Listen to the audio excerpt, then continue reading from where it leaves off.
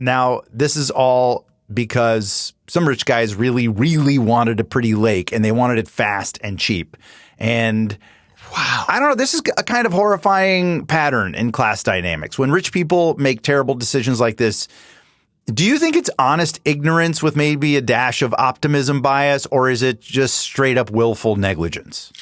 You know, I never think that people truly are out to hurt other people. I don't think it's like, well, we're going to flood this down, because it's not good business sense.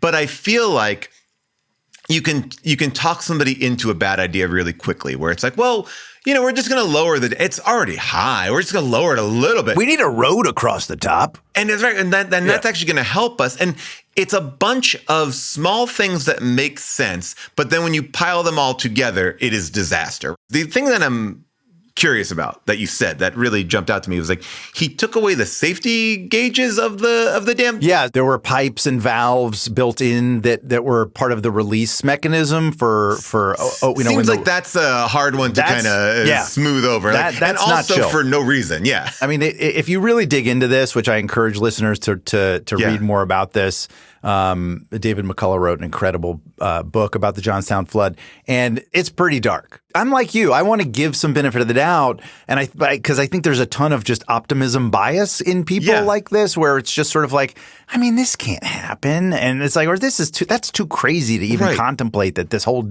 massive dam could fail. Sorry, spoiler alert, but we're gonna get there. Wait a second. Yeah. Now, here's the good news is that this club, once it was finished, was enormously successful, and many of the richest men in the world joined this club, making it instantly profitable. Now, this was the largest reservoir in the country at the time. Okay. It's about 2 miles long, roughly 1 mile wide, and 60 feet deep.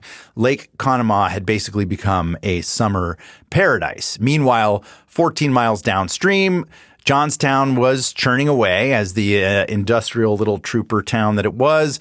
And to make room for this massive influx of workers that was occurring, the steel mills had begun dumping a lot of their slag, or the industrial refuse from the steelmaking process. They were dumping this slag into the river to build up more land where they could build more homes. Of course, this had the unfortunate effect of narrowing the riverbed, which was sort of clogging it like an artery, and it just was making it more prone to flooding. Basically, Johnstown now had the cardiovascular health of a chain-smoking Borscht Belt lounge act.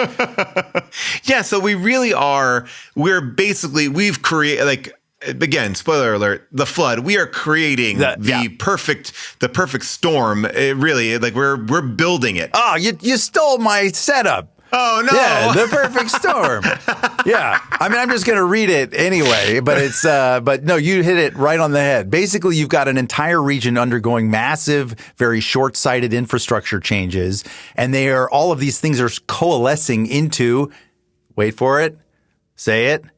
The perfect storm, which is sadly the perfect metaphor because the actual perfect storm is about to hit. Oh boy. Do you ever feel that movies and history both build tension the same way? Like everything's kind of feels fine, and there's that first act of a movie where you're just sort of building the Jenga tower, and then it just relaxed into it, and you feel like nothing can go wrong. I mean, Titanic is a perfect example of it. James Cameron's Titanic. It looks, what a wonderful film, what a beautiful boat, what great people. Yes, and then watch out. Yeah. Oh, and also Titanic.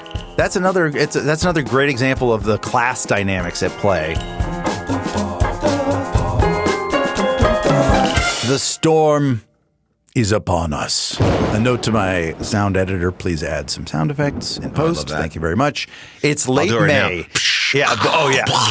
Yeah, so that's not very good. You're no Michael Winslow. Let's be honest. Oh, man. And you know what? I lost that part. I'm so mad. The reboot, of course. All right, it's late May 1889. A low-pressure system that had formed over Nebraska and Kansas 2 days earlier was now a massive storm directly over western central Pennsylvania, and it was for real very scary. It was the heaviest rainfall ever recorded in the eastern United States to date. Estimates say that 6 to 10 inches of rain fell in 24 hours. I always feel like those metrics are like, what? Like, what does that mean? 6 to 10 inches isn't very tall, but then you're like, oh, I guess that is actually crazy relative to what was normal for the time.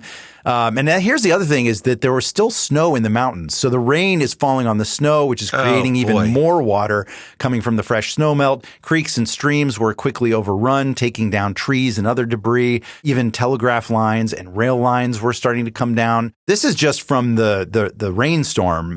We haven't even gotten to the real disaster yet. The next morning, it's May 31st. The president of the South Fork Fishing and Hunting Club, Elias Unger, awoke in a tizzy. It was still pouring rain, and as such, that damn near was overflowing. Well, now what do you do? I mean, because this is the moment where this is the problem with a natural disaster.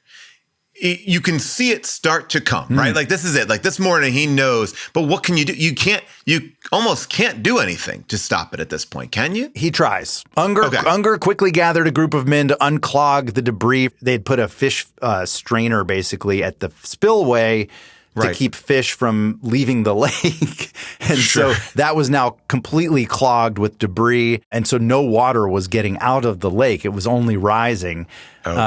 He sent one of his engineers, John Park, on a horse down to the telegraph office. He wanted to issue a warning to the people of Johnstown. The dam was in danger of collapsing. Get out of there. Yeah. Now, it's like what in the Fantastic Four knew Galactus was coming there. Get out of the city, guys. Get out of the city. I don't know what you're talking about, but yes, exactly. This was tricky for 2 reasons. Number one, I would think that if under this kind of duress, like sending a telegraph message, actually tapping the thing must have been like so hard to do right. Like, you're just like, because you're probably shaking, you're trembling, and it's like. Well, that's why you have to hire the best. It's like you have to hire the best telegraph. They have to be emotionless. You know, whether you're breaking up with your husband, you're telling somebody a loved one has died, or telling you that an impending flood is happening. Well, to make matters worse, telegraph lines were down. Well, they're down. So word didn't even get there.